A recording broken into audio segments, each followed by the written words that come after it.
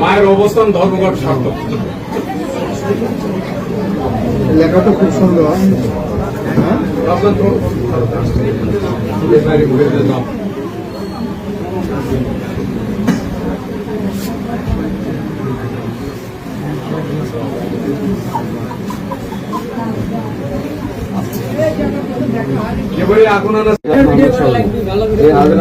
আমার বলে কয়েকদিন সাক্ষীর মোকাবেলা ইসলামের সারা বিধান তোমাকে সাথে করতে আসে।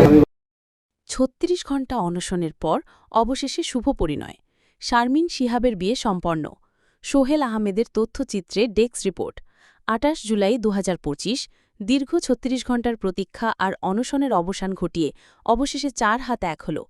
বগুড়ার শিবগঞ্জ উপজেলার বুড়িগঞ্জ ইউনিয়নের উত্তর বিলহামলা গ্রামের মৃত শাহিনের কন্যা কলেজ শিক্ষার্থী শারমিন আক্তার ১৮ গতকাল ২৭ জুলাই সকাল থেকে বিয়ের দাবিতে অনশন শুরু করেছিলেন।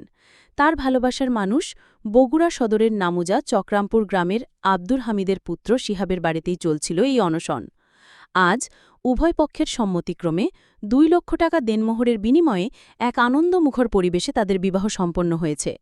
ঘটনার সূত্রপাত হয় গতকাল সকালে, যখন শারমিন বিয়ের দাবিতে শিহাবের বাড়িতে এসে অবস্থান নেন। এই আকস্মিক ঘটনায় এলাকায় চাঞ্চল্যের সৃষ্টি হয়। দীর্ঘ ৩৬ ঘণ্টা ধরে তিনি না খেয়ে সেখানেই অবস্থান করছিলেন, যা স্থানীয়দের মধ্যে গভীর সহানুভূতি এবং আলোচনার জন্ম দেয়।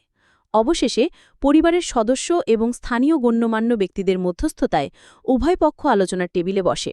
দীর্ঘ আলোচনার পর বর ও কনে উভয় তাদের সম্পর্ককে স্বীকৃতি দিতে এবং বিয়ের মাধ্যমে একটি নতুন জীবন শুরু করতে সম্মত হন।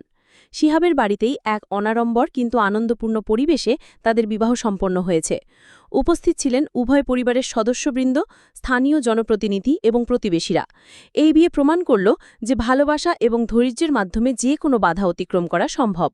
এই ঘটনা সমাজে একটি ইতিবাচক বার্তা দিয়েছে যে বোঝাপড়া এবং সম্মতির মাধ্যমে জটিল পারিবারিক পরিস্থিতিও সুন্দরভাবে সমাধান করা যায়। নবদম্পতি